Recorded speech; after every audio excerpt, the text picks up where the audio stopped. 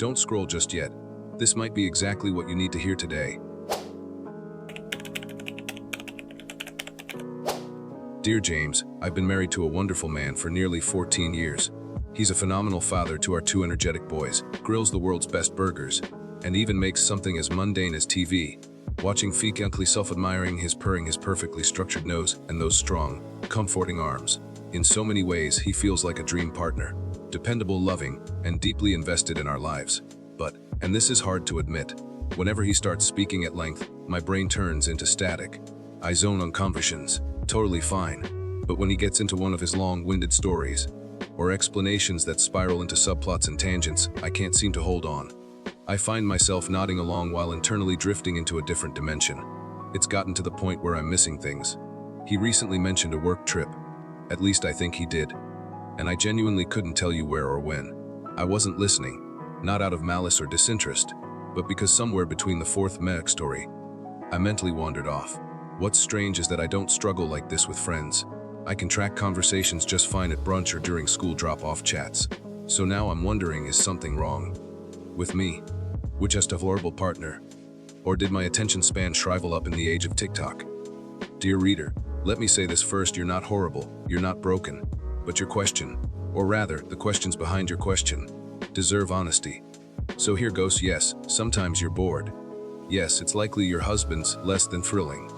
And yes, our world of constant pings, reels, and updates hasn't exactly nurtured the part of our brain that's built for long-form anything, especially spousal monologues. Marriage has a sneaky way of turning familiarity into background noise. It's not that you're out in the rush of parenting, work, and everything else. Even love starts to fade into the periphery. What once felt like endearing rambles now sound like white noise. That's not cruelty, it's fatigue. But here's the next honest thing: he might be part of the problem too.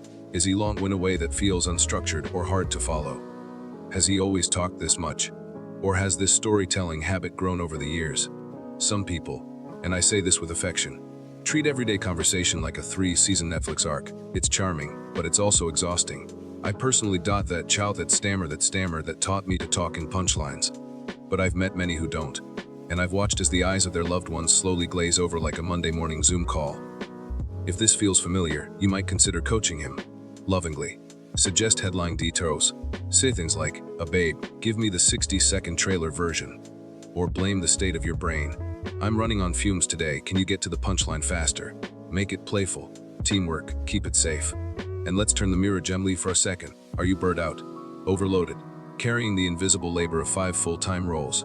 Because when your brain is in survival mode, it's going to prioritize a kid crying. Important. Partner explaining how he organized his email folders. Less so. This doesn't mean your marriage is doomed. Far from it.